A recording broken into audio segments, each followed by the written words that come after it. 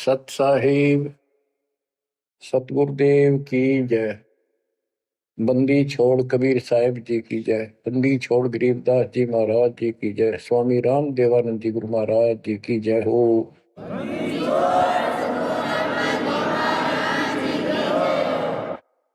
सर्व संतों की जय, सर्व भक्तों की जय, धर्मी पुरुषों की जय। श्री काशी धाम की जय, श्री सुडानी धाम की जय, श्री क्रोथा धाम की जय, श्री बरवाड़ा धाम की जय। सत साहिब परम पिता परमात्मा कबीर जी की असीम हृदय से बच्चों, आज आपको अपने घर का पता चला। ये अरहट वाले कुएं में, ये अरहट का कुआ लोई या गलबंदा है सब कोई, कीड़ी कुंजे पर अवतारा, हर हट डोरी बंधे कई बारा। इस हर हट जैसे कुएं में बहुत बार चक्कर काट चुके हो। अब इस झंझट से छूटने का समय आ गया। आप किसी से पूछ लो, कोई भी मरना नहीं चाहता, पर सबको पता यहां रह भी कोई नहीं का। यह समस्या क्यों है? ये इसलिए है कि अब मृत्यु अच्छी चीज नहीं, सबसे घटिया ये है। फिर उम्र दोस्त था, जब तक जवान रहता है रोजी रोटी के चक्कर में उड़ जा रहा है, बस की बात नहीं। यहाँ की व्यवस्था ऐसी है, छोटे छोटे बच्चे होंगे, उनके पालने के लिए मर मिटता इंसान, और करना पड़े। देखे जहां भूखे बैठे, तो ये मजबूरी है अपनी। और फिर सारा जीवन बच्चों को पाल पोस कर पढ़ा कर शादी कर दी, उनके बच्चे हो गए। बच्चों, अपना कर्म के साथ जीव आप बैठे। बच्चे कितने अच्छे हों, कितनी अच्छी बहू आ जा पुत्रवधू, लेकिन कर्म में दुख है तो कोई न कोई इसी आंट चला देगा काल। वो चाह कभी आप उसकी मदद नहीं कर पाओगे, उसके कर्म ना करने दे। जैसे आपको बताया, या फिर कोई ऐसी बीमारी हो जाएगी, बच्चे भी, बेटा भी, पुत्र वधू भी दोनों बैठ कर रोने जाएंगे, और चिल्लाए जा। सास या ससुर कोई भी है, वो कर्महीन इंसान दुखतावेंगे। वो दवाई भी जो आ सके हैं अच्छे हॉस्पिटल में ले जाएंगे, लेकिन उस दुख उस दर्द 29 ने कौन मिटा होगा? बच्चों, बहुत बार समझा लिया आपको, कति आंख नहीं खुलने देता। यू काल केवल सतगुरु शरण में आने से इस काल का प्रभाव हट जाता है कुछ समय के लिए, और तब ये बातें अच्छी लगती हैं। ना कोई गाना, ना कोई बेंजू बजे, ना कोई अच्छा सुर निकाल ले जाते, केवल ये परमात्मा की अमर कथा सुनाई जाती है, उस दाता की बोली, उस कबीर परमात्मा की महिमा सुनाई जाती है। और धीरे धीरे जब पाप कम होते चले जाते हैं, यह इतनी अच्छी लगती है। वो गाने सुना करते भगवती एक अन्य के लिए लगते इनके सामने, तो पाप कर्म जितने कटते चले जाएंगे, इतने ही ये आत्मा का आहार इसे अच्छा लगने लग जाएगा। ये बहुत सी घटनाएं सारे घट रही हैं, पर एक आधा सुनाने से सभी समझ में आ जाती है।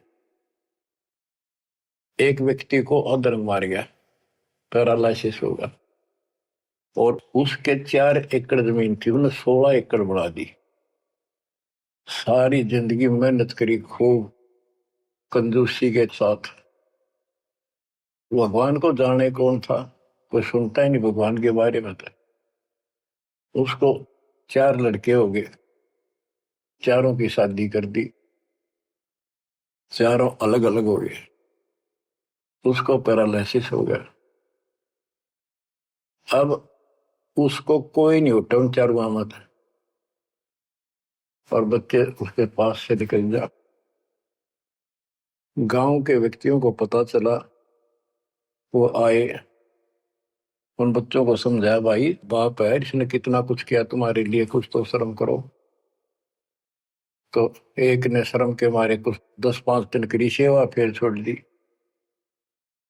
फिर उनके रिश्तेदार बुलाए, पंचायत हुई, रिश्तेदारों ने ये कर दिया भाई इसके 16 किले ने 5 हिस्सा में बांट दो, तो 3 एकड़ जमीन तो इसका हुआ है, इसको दो, 3 किले इसके छोड़ दो, और जो इसकी सेवा करेगा वो लो। तो छोटे वाले की पत्नी बोली जी हम ले लेंगे, हम संभालेंगे। वो लालच में वो बला ले ली, बला हो जाती है ये कर्महीन इंसान, और 1 महीने पाछे फिर छोड़ दी। फिर गांव के व्यक्ति आए, मेरा भाई क्यों नहीं संभालते तुम? वह बोलिए किले भी ले लो, मारो बस का कोई सबके बीच में। तो गांव के लोगों ने एक नौकर किया, 3 एकड़ जमीन में से उसका जो खर्चा वर्ता उसको ध्यान लगे। तो जब वो पंचायत हो रही थी, बताओ था एक आदमी, और हमने देखा कई जगह ऐसी घटना घटी। तो जब वो पंचायत में आ रहे थे, रिश्तेदार आ रहे थे, वो खाट में पड़ा पड़ा नाड़ नाड़ हल्ला, और पोता आ गया उसका। उस पोता ने इतनी दूर खड़ा था वो, 5-7 फुट, नो करा नाड़ का नहीं, अकबर आजा आजा लाट कर भाई नो, नाड़ नाड़ लर्ज की नो दिखा कर मैं इससे प्यार करना चाहता हूँ, और वो दूर बात। तो वहां बैठे उपस्थित व्यक्ति बोले इन बेटा ने तक कर दी इतनी छोटी मालस, इन पोते ही कसर रह रही है, ये करेंगे। तो यहाँ अध्यात्म ज्ञान आता है, जो काम करने का था कर्म ने वो तो करया कोई नहीं, जिसका दुख भी टला हो, बेटा बेटी पुत्र वो दूर सब न अच्छा लगा हो। तो बच्चों यू काम करने का है, यह सबके साथ बढ़ जाएगी जाए, भगवान की शरण में नहीं रहता। 3 बातों को देखकर दास को और अधिक दृढ़ता लगी और भगवान के प्रति तड़पण लग गया कि सचमुच तो पहले देखा है सब बताओ, और भी सामान्य बातें देखी ना, बीमार हो तो भी माता पिता बैठे बैठे देखे जा, और वस्तु के लिए पुकारे जा, कोई सुनने तैयार नहीं था। कबीर साहब कहते बूढ़ा होकर पड़े खाट में, सुने बचन खारे, कड़वी बात सुना करेगा, और कुत्ते ता उनका भी सुख कोई नहीं, ये छाती फूकड़ आ रही। पुत्र वो दुखा के गई बूढ़ा बुढ़िया ने के ध्यान रखियो को कुत्ता बिल्ली ना बढ़ जाए अंदर। वो ध्यान रखे तुम्हें दिखे कुछ ना दिखे, और दोस्त आंख लागी, कुत्ता बढ़कर उसकी लस्सी दूसी गिरा गया। वह पानी लेकर आई तो उन्होंने कहा तारा इतना भी सुख कौन, तो कुत्ते ने रोक दो, छाती फूक दी तुमने मेरी। तो परमात्मा कहे फिर ये एक वचन सुनोगे तुम, ये कथा सुनने को मिलेगी अमर कथा तुम्हारे को, जो काम करने का वो कर लो, भक्ति करो, और फिर देख घर में भी सुख, शरीर में भी सुख, और सारे बच्चे भी भक्ति मार्ग पर लग जाएंगे। बच्चे सत्संग में जाएंगे, उनके मन दया पैदा होगी, भगवान का डर होगा, उनको अपने कर्तव्य का ज्ञान होगा कि माता पिता की भी सेवा करनी चाहिए, इन्होंने में पाला पोसा है, दया बनती है अंदर इस ज्ञान से। तो बच्चों इस भक्ति इस सत्संग के बिना इंसान ऐसे जड़े डोका मर जाता है, और जब तक ये ज्ञान नहीं होता वो काम हमने सबसे उत्तम और बस इतना ही ठीक वो अच्छा लग रहा था। तो यहाँ कबीर साहब कहते सतगुरु के उपदेश का सुनिया एक विचार, जय सतगुरु मिलते नहीं फिर जाते यम द्वार, वो दुख और आगे देखो, मृत्यु के बाद यम के दूत घसीट के ले जाएंगे धर्मराय के उस न्यायाधीश के दरबार में, फिर उनका फैसला होगा इसको नरक में डालो, इतने वर्ष, इतने दिन, इतनी घड़ी कैलकुलेटेड होते होंगे। यम के दूत उनको लेकर चलते तोड़ के तोड़ने क्यों, 1 लाख का हिसाब हो डेली, दे लट्ठा दे लट्ठा, वो नरक से वापस भाजे, उनका लठ मारे भाले ठोकर, जबरदस्ती लात मार के ठोकर मार के नरक में गिरे। कहते नरक द्वार में दूत सफर करते क्या चाहता, उन तक कबू ना छूटता, करता चारों खानी, नरक भोग का फिर 4 खानी में भरमता, कुत्ते गधे शोर बनता, और कभी ना लगता पार, सो फेरा सब मिट गया मेरे सतगुरु के उपकार। बच्चों समझ लो इन बातों को और देखो मालिक की दया। ये बातें कदे हमने दादे परदादा पर भी ना सुनी, माता पिता से नहीं सुनी। उसकी दया विदाता की, और आज ये अच्छी लगे और बात एक भी अच्छी नहीं लगती। वो तो बेतुकी बातें हैं, थोड़ी देर बातें करनी पड़ती है इधर उधर की। 2 मिनट बाद में सोचा या तो जा अपना परमात्मा ने याद करे। तो यह लगन अलग से लगेगी, इस सत्संग से लगेगी, और भक्ति समूह दान करोगे या सेवा, ये सारे मिलकर आपको निर्मल करेंगे। आपको हर तरह से शक्ति आत्मा को मिलेगी। भोजन खाते हैं तो उसमें सभी प्रोटीन सब प्रकार के खाने होते हैं, तभी स्वस्थ शरीर रहता है। इस प्रकार हमने सेवा भी जिसी बने, सुमरण भी, दान भी, ये करना पड़ेगा। और मर्यादा का निर्वाह परहेज भी रखने पड़ेंगे, तभी आत्मा स्वस्थ होगी, मोक्ष प्राप्ति योग्य होगी। बच्चों धन है आपके माता पिता जिनसे जन्म हुआ। आपकी किस्मत को अगर व्याख्यान करने लगो, आपकी किस्मत का वर्णन करो, कोई शब्द नहीं दास के पास। इतनी अच्छी किस्मत लेकर जन्मे हो तुम। आपका मनुष्य जीवन इस समय, मनुष्य जीवन के बाद फिर आपको शरण मिल गई। गजब अजब बात यह है कि आपको शरण मिल गई। आप देखो नाम लेने तो पहले आप किस स्थिति में थे, क्या करा करते, सारा दिन कोहरे डले डोला करते, और मजदूर काल के मजदूर थे, बस पेट के मजदूर, माचे माचे अंडा थे। कोई भी अच्छा काम चाह कर भी नहीं कर पावा थे। आत्मा भी अच्छी थी, तो आपकी नर्म भी थे, दया थी, भाव था, सारा था, भगवान की चाह भी थी, पर ऊपरली सी थी, काम चलाऊ सा था। और नाम लेने से पहले जब आपने स्टार्ट किया इस मार्ग को, देख मन कितनी बगावत करे था। ये कैसे हो सकता है, ऐसे कैसे हो सकता है, हमने तो ये पूजा की, हमने ये देखा, ये सुना। तो काल ने परमात्मा से पहले कहा था कि तुम्हारा जो हंस जाओगा ज्ञान बताने के लिए, उससे पहले कहते देवी देव धाम पदुआओ, तीर्थ व्रत और ये झूठे जब तब मन लाऊं। इस तरह की सारी शास्त्र में साधना से इनको इतना मूर्ख बना दूंगा कि कोई भी उसके ज्ञान को सुनेगा नहीं। जाओ योग जीत संसारा, जीव न माने कहा तुम्हारा, जीव तुम्हारा कहा न माने, हमारी ओर हो बात बखाने। हमारी ओर होकर बात विवाद करेंगे तुम्हारे साथ। बच्चों इन बातों को याद रखो। इस जीवन की सफलता है कि इसमें परमात्मा प्राप्ति हो। आप इसके निकट आ चुके हो। आपने जो भक्ति स्टार्ट करी, आपकी यही दशा थी। कति मन मान कर राजी नहीं था। उस दाता देखो अपने बच्चों को कैसे कैसे कैसे कोई न कोई भेज के अपना बान भाई रह रह कर कथा सुनाई। कभी अच्छी लगी, कभी ना लगी, धीरे धीरे पाप कटते गए, सुनते चले गए। कहते सो सब सिदर मैं करूं अपने जन के काज, हरने से पूजो मार दो नरसिंह दर के साज। इब्राहिम सुल्तान के साथ कितने खाड़े कर दिए, कितना पीछे पड़ गया जाता अपने बच्चे को नरक से निकालने के लिए। यही दशा अपनी थी। उस दाता ने कोई न कोई कारण बना के अपने को राह दिखाया है। हरी बच्चों समझो इस मार्ग को, क्योंकि ये कथा जो सारी सुनाई जाती है, ये आत्मा को सहारा देती है। ये आत्मा बहुत सतर्क हो जाती है, इन पर सब पर विचार करती है, तब इस मन को साइड कर देती है कि बस बहुत हो लिया। आप देखो क्या हाल है, कल न पशु बन जाओगे, और पहले पेरानी कितनी बार बन लिए।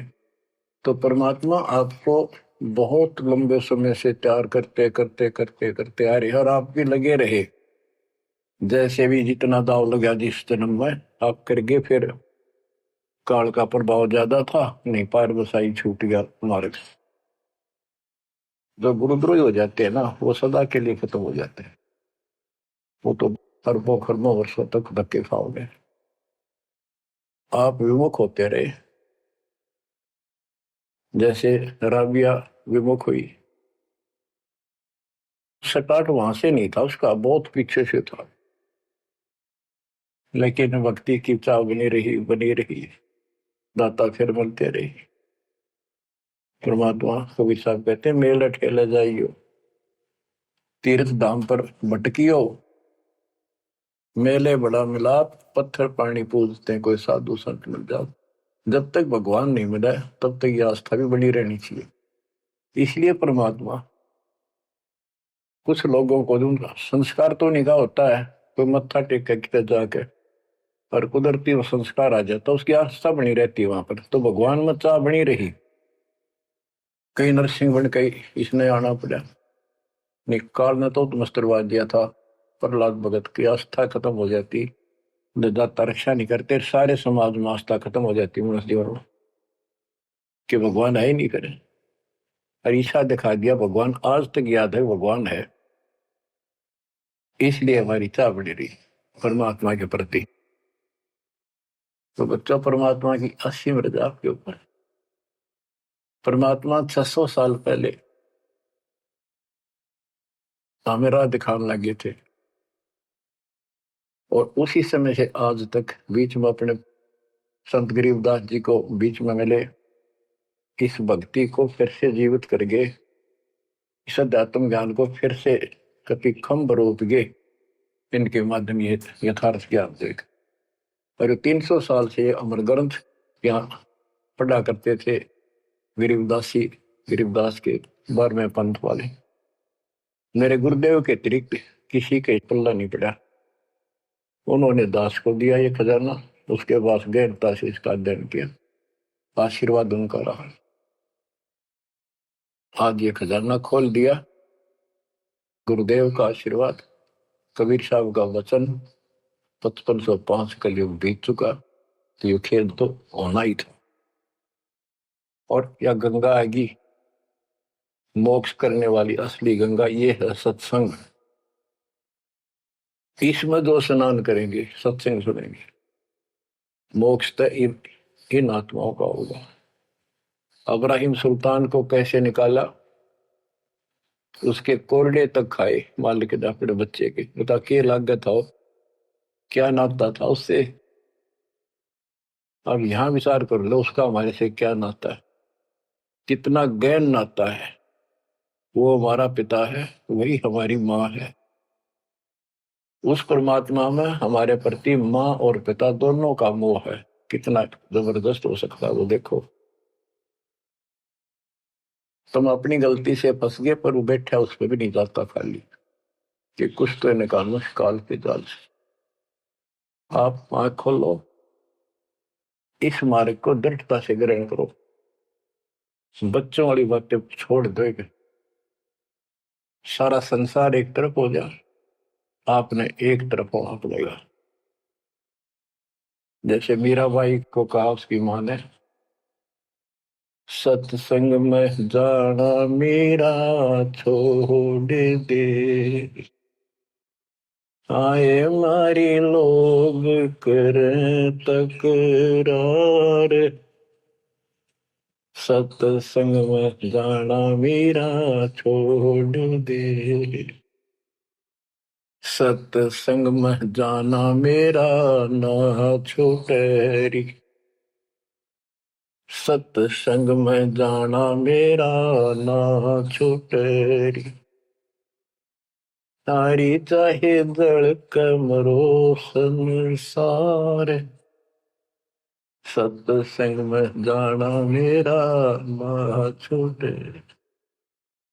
इस दशा में, इस स्थिति में आपको आना पड़ेगा। ये संसार साथ नहीं जाएगा, ये संसारिक व्यवहार आपका कति काम नहीं आऊगा। ठीक है, बेशर्म होना भी नहीं, जितना हम समाज में सहयोग कर सकते उस तरफ में रहना पड़ेगा। प्यार दें सबको, नमस्कार करें, बड़े छोटे की कदर करें, अच्छा व्यवहार करें, हेल्प करें, लेकिन जहां अपने भक्ति में बाधा हो उसका नमस्कार करे, हाथ जोड़ लें दूर थे। बच्चों, गरीबदास जी ने बताया है, गोरख से ज्ञानी गणे और सुखदेव दती जिहान, सीता सी गो भारिया संत दूर स्थान। पुण्यात्मा, आपको अध्यात्म सिलेबस, ये अध्यात्म का पाठ्यक्रम पढ़ाया जा रहा है, दास टीचर है, और इसको बार बार रटवाऊंगा, बार बार समझाऊंगा, क्योंकि टीचर सारा साल उस सिलेबस को रह रहकर रिपीट करवाया करे, तब बच्चों के आत्मा में, उसके मन में, बुद्धि में वो सेट होता है। तो बच्चों, आपको ये सिलेबस दास बार बार रिपीट कराएगा और ध्यान से उत्सुकता से सुनते रहना। परमात्मा के ज्ञान को, सत्संग को सुनो, जब कति एकाग्र चित्त से सुनो। गरीब गोरख से ज्ञानी घने, सुख देव जति जिहान, सीता सी बहु भारिया संत दूर स्थान। अब आपको अमर ग्रंथ की अमर वाणी का कुछ अंश सुनाऊंगा। जैसे दास की बुद्धि काम करेगी, इसको सरल भी बनाऊंगा।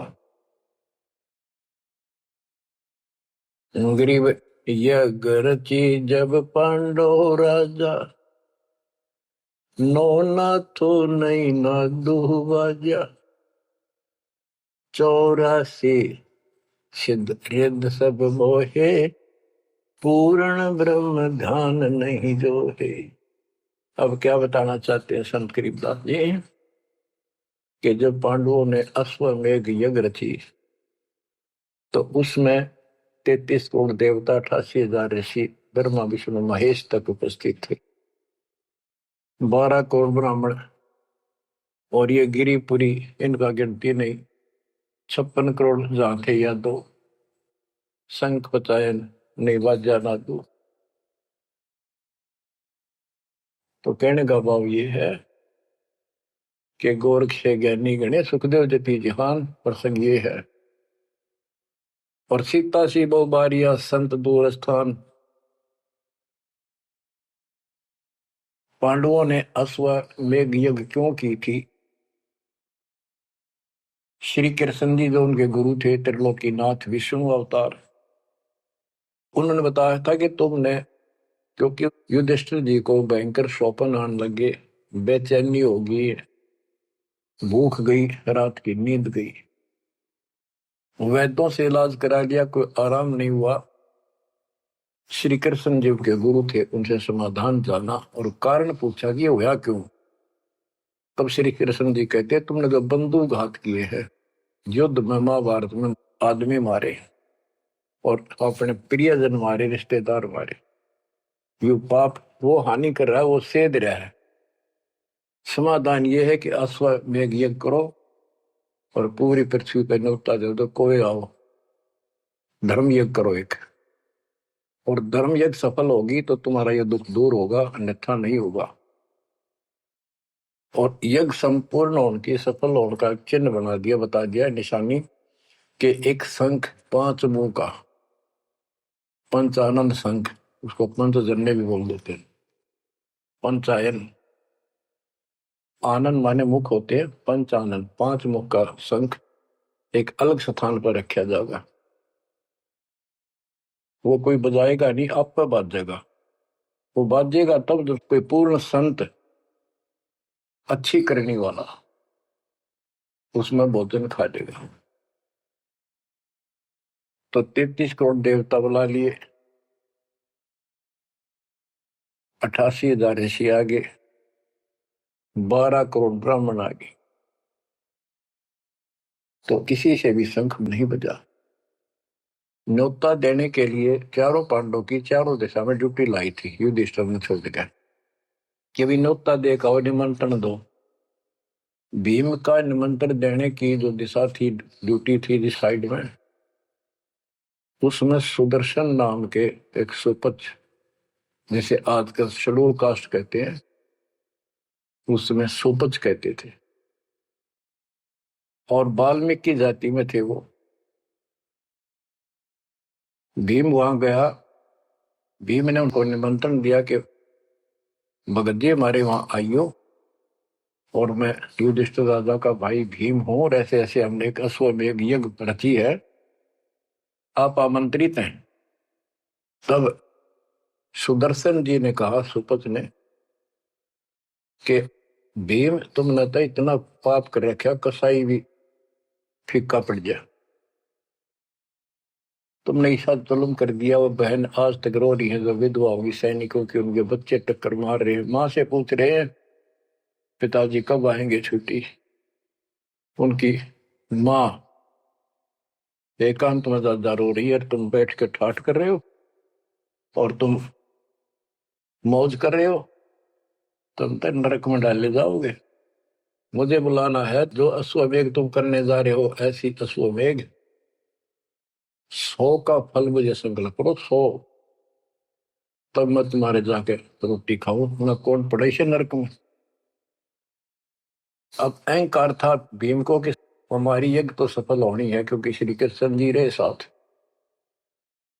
तो उस भगत को कहा कि तेने आना होता जी, फालतू ना बोले, कि तेरे बिना वह काम अड़ा है, हमारे कोई आंट नहीं लगती। तो सुदर्शन जी चुप हो गए, सकट और सवान को उल्ट जवाब ना दे। जब उनका कति संपूर्ण नहीं हुआ, वो काम नहीं बना, 33 करोड़िया दो सारे आ लिए, सबने भोजन खा लिया, शंख नहीं बजा। जब एक दूसरे के मुंह को देखा, वो उपस्थित ऋषि संत देवता ये बतला रहे हैं कि इनके पाप गणे कर लिए इनने। हाँ, शंख बजेगा कहां से, अपने ऊपर ना लेते। अब जैसे ये माया के अंग का प्रसंग है, वाणी वो चल रही है कि इस देवी ने, इस माया ने काल के दबाव में यह सबको भ्रमित कर रखा है, सत साधना करने नहीं देती, शास्त्र साधना में डरे डुबावे, कर तो काट रहा है, लेकिन यह उसके दबाव में आ गई, या क्या करे, फंस गई, इसके साथ आकर निकम्मे गए। तो बच्चों, तब युधिष्ठिर बोला, महाराज हमारे पाप गिने हैं, भगवान ये तो कभी नहीं बात जाए। तो मन पता है क्या हाल हो रहा है, वो मेरे स्वप्न में भी दिखाई देते, वो बच्चे रोते हुए, उनकी विधवा रोती हुई टक्कर मार रही है। कृष्ण जी बोला, भाई इस शंख न बजाने वाला आया को नहीं। भीम को बुलाया कि बताओ इस साइड में किसकी ड्यूटी थी निमंत्रण देने की, कि भीम की थी।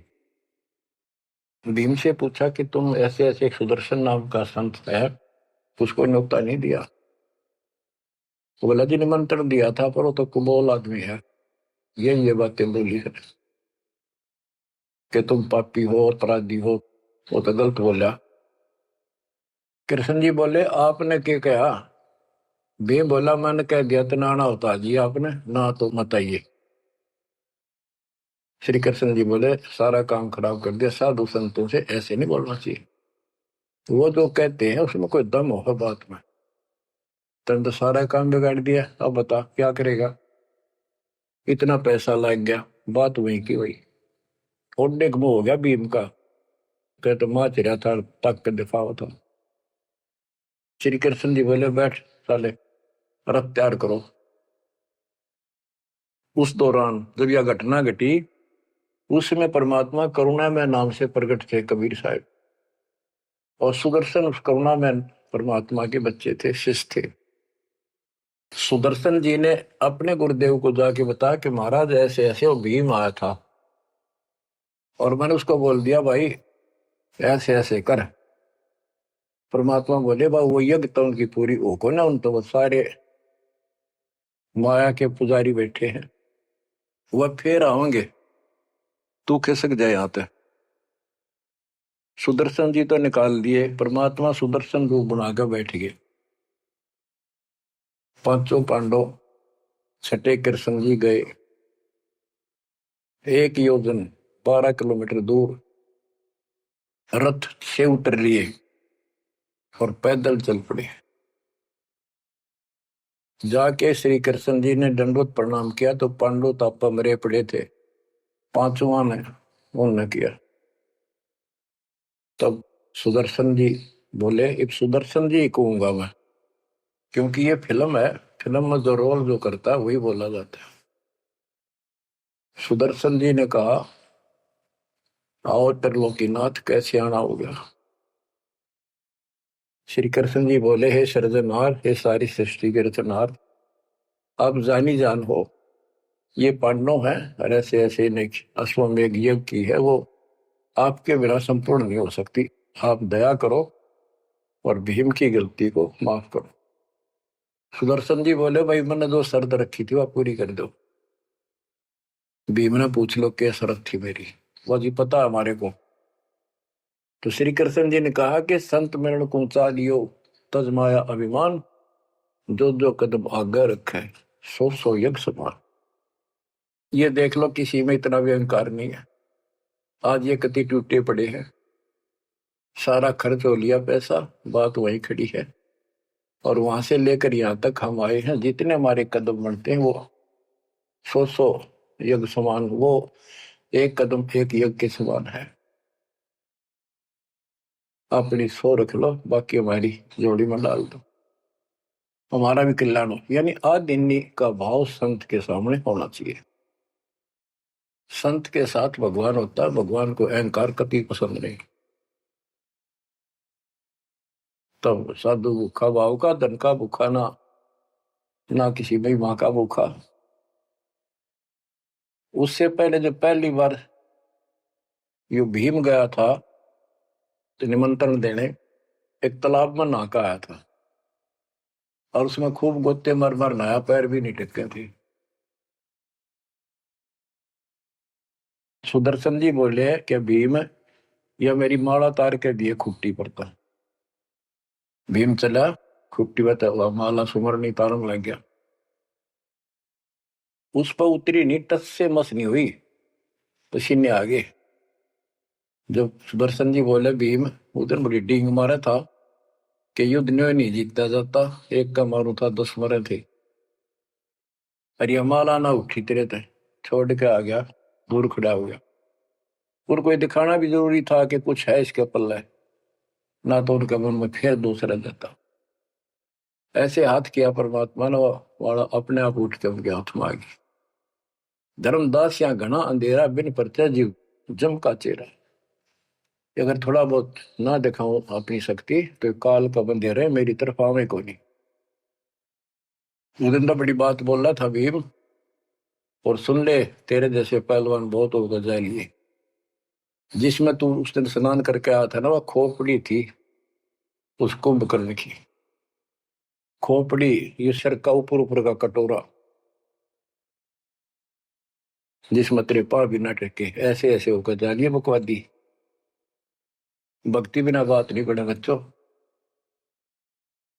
तो जब परमात्मा यानी सुदर्शन जी रथ में बैठकर उनके साथ वहां पहुंचे, द्रौपदी ने देखा कि कौन सा है संत, पता चला यू एला यो है हुआ।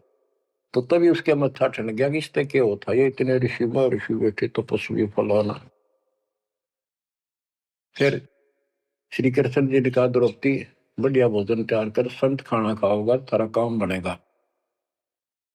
तो द्रौपदी ने सोचा बढ़िया भोजन बनाऊं, कई प्रकार के पकवान बनाकर थाली में नारी नारी कटोरिया में रख कर दिए। और सुदर्शन जी जो है वह 5 ग्रास खाते थे। वो अपने मनमुखी होते, पर रोल उसी का करना था परमात्मा का। ये कुछ भी करते रहो, भक्ति ठीक करो बस। तो उन सब में से थोड़ा थोड़ा मिला के इकट्ठा कर लिया, खिचड़ी ही बना ली, कति रला दिए कि सारे पकवान वहां मिल जाए और सबका भोग लग गया। द्रौपदी मन में सोच रही थी, मैंने 1 घंटे तक आंख पड़वाई दूं मैं और इतने बड़ी आइटम बढ़ाए। अक्षंत खाओगा, रंगुली चाटेगा और सरा होगा किसने बनाई है सब्जी रोटी। और इसने कुछ करना आता ना, और ना शूद्र का शूद्र, ये कहाँ के शंख बजाएगा ये। अब परमात्मा ने यानी सुदर्शन जी ने 5 ग्रास खाए, 5 बार शंख बोला। और युधिष्ठिर जी बड़े खुश हुए, कृष्ण जी से कह रहे आपने बड़ी दया करी, बड़े महापुरुष खोज के लाए, हमारा तो काम बढ़ गया। कृष्ण जी बोले नहीं बना, ये तो शंख कंटिन्यू बजना चाहिए था अखंड, और काफी देर तक स्वर्ग तक सारी पृथ्वी पे इसकी आवाज जाएगी, धीमी धीमी मीठी मीठी प्यारी प्यारी, तब सफल होगी। युधिष्ठिर बोले हे भगवान, अब कौन रह गया, किसको लाओगे। बोला भाई इस वाल्मीकि के बाल सब ना ही 3 लोग, ये के वाल्मीकि दिखे तुमने, इसके एक बाल के समान भी 3 लोग नहीं है, इतनी ताकत है इसमें, इतनी भक्ति की शक्ति है। अपने घर में कमी है वह खोजते। द्रौपदी बुलाई, द्रौपदी से कहा कि बहन साची बता, तेरे कोई दोष आया इस महापुरुष के प्रति, तो उसने सारी बता दीजिए, ऐसे ऐसे मेरे मन में दोष आया। द्रौपदी शुक्र मना तेरे घर पर टूक तोड़ ली, इसने का खाना खा लिया, तो अपने घर सब 2 रोटी खा कर सोते हैं, कोई भूखा नहीं सोता, भगवान सब न दी है। इस तरह का अहंकार करने से काम नहीं बनते। इसके चरण धोकर पियोगी ने, जब तेरे अंतःकरण का पाप भी दूर होगा और कुछ राहत भी तब मिलेगी। अमृता क्या नहीं करता। द्रौपदी लाई बढ़िया सी थाली परात उठाकर चांदी की, और उसमें लोटा लेकर संत के चरण धोए, गाल के कटोरे में पीण लगी। कृष्ण जी बोले बहना था मुझे भी देना, इसे महापुरुष का चरणामृत कद कद मिल रहा है। तो आधा द्रौपदी ने पिया, आधा श्री कृष्ण जी ने। और फिर वो देखो अखंड बाजा, वो ऐसे ढंग से बजाए तो धीरे धीरे धीरे धीरे सुर बढ़ता चलेगा, स्वर्ग तक पूरी पृथ्वी पर आवाज गई, कण कण में सुनाई दिया।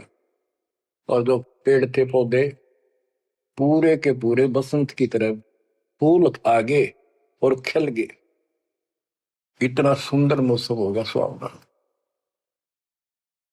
गोरख से ज्ञानी गढ़े और सुख दे जती जिहान, सीता सी गो भारिया संत दूर स्थान। संत को ऊपर दिखावे से ज्यादा मीठी मीठी लंबी चौड़ी कथा सुनाने से, अटपट करके प्रवचन करने से पहचाना नहीं जा सकता। तो बच्चों, न जीव की सी बुद्धि है को पहचान दे, पहचान लिए होते तो कबीर भगवान आए न थे, संत गरीबदास जी आ रहे कहने गए। अब बच्चों आपको थोड़ी सी अमृत वाणी सुनाता हूं। ग्रीव फिर पांडवों की यज्ञ में शंख पंचायन टेरे, 12 कोटि पंडित जहां पड़ी सबन की मेरे। यज्ञ रची जब पांडव राजा, नौ नाथों ने नादू बाजा। उस यज्ञ में 9 नाथ, 84 सिद्ध, 33 करोड़ देवता, 88,000 ऋषि, 12 करोड़ ब्राह्मण और 56 करोड़ यादव, जो श्री कृष्ण के वंशज थे, जो पांडवों के रिश्तेदार थे। क्योंकि श्री कृष्ण जी की बहन सुभद्रा अर्जुन के ब्याही थी। या क्या कहते हैं, यज्ञ रची जब पांडव राजा, नो नाथों ने नादू बाजा। 84 सिद्ध रिधि सब मोहे, पूर्ण ब्रह्म ध्यान नहीं जो है। अब माया के उनकी वाणी पर देखो छिए, इन्होंने बताया है कि 84 सिद्ध 9 नाथ ये रिद्धि सिद्धि में उलझा रखे थे। 84 सिद्ध रिद्धि सब मोहे, इन्होंने पूर्ण ब्रह्म ध्यान नहीं जो है, पूर्ण परमात्मा की भक्ति नहीं करी। कोटि 33 यज्ञ के माही, सुर नर मुनि जन गिनती नाही। 56 कोटि जहां थे यादो हो, जिनसे नाही बाजा नादू हो। कोटिक वक्ता वेद उचारी, ना बयम संपूर्ण सारी। सर दर्शन की गिनती नाही, अनाथ जीव जी में बो माही। ओहो, सठ दर्शन ये गिरिपुरी कहती है बहुत गड़े आए हुए थे, और अनाथ जीव भी बहुत गड़े आए। सुर नर मुनि जन तपा सन्यासी, दंडी वृत्त बहुत उदासी। कामधेनु कल्प वृक्ष ही लाए, तीन लोक के सुर नर आए। पांचों पांडव कृष्ण शरीरा, जिनसे यज्ञ बही निधीरा। होय होय, पांचों पांडव और श्री कृष्ण जी वही खाना खा चुके थे, उनसे यज्ञ बही नहीं थीरा, उनसे यज्ञ नहीं हुई पूरी। एक बाल्मीक नीचे कुल साधु, जिन शंख पचायन पूरे नादु। और गनो माया के पूता, ब्रह्म जोगनी सब ही दूता। ओहो, कहते हैं एक बाल्मीक नीचे कुल साधु, जिन शंख पचायन पूरे नादु। ये और गनो माया के पूता, ये और तक माया के भ्रमित है, माया सिद्धि प्राप्त करके लोगों को प्रदर्शन कर रहा, ये भी माया जाल। या महिमा पागी न इनमें खेल ले गए खिलौने से, या माया ये देवी न उलझा रखे काल के दबाव। कहते हैं और गनो माया के पूता, ब्रह्म जोगिनी सब ही दूता। अब क्या बताते हैं, गिरि पांचों पांडव संग हैं, और छठे कृष्ण मुरार। चलिए हमारी यज्ञ में हे समर्थ सिरजनहार। अब श्री कृष्ण जी भी तो तीन लोक के मालिक हैं, पिछले संस्कारी हंस है। परमात्मा ने उनको सद्बुद्धि दी, उनकी दिव्य दृष्टि खोली कुछ समय के लिए, तो उनको भगवान दिखाई दे था। वो सुदर्शन उस दिन थे भी भगवान, पर उसको एहसास था, क्योंकि अध्यात्म मार्ग के अंदर अपने आप आत्मा अपने से शक्तिशाली के आगे नीचे हो जाती है, मुरझा जाती है। गिरि पांचों पांडव संग हैं, और छठे कृष्ण मुरारे। चलिए हमारी युग में समर्थ सृजनहार। गिरि पांडव यज्ञ अश्वमेघ में, सतगुरु किया पिया ने। पांचों पांडव संग चले, और छठा भगवान। गिरि पांडव यज्ञ अश्वमेध में, बाल्मीक की बे। शंख पचायन बजाइया, राख्या नहीं संदेह। ग्रीव सुपच रूप धर आइया, सतगुरु पुरुष कबीर। तीन लोक की मेदनी, सुर नर मुनि जन भीड़। कहते हो सुपच का रूप धरकर स्वयं सतगुरु परमेश्वर कबीर जी आए, जहां पर तीन लोक की सेना बैठी थी मेदनी, या दुनिया भरी पड़ी थी। 33 करोड़ देवता, 88,000 शीरियो, 56 करोड़ यादव। 33 कोटि यज्ञ में आए, 688 सारे। 12 कोटि वेद के वक्ता, सुपच का शंख बजा रे।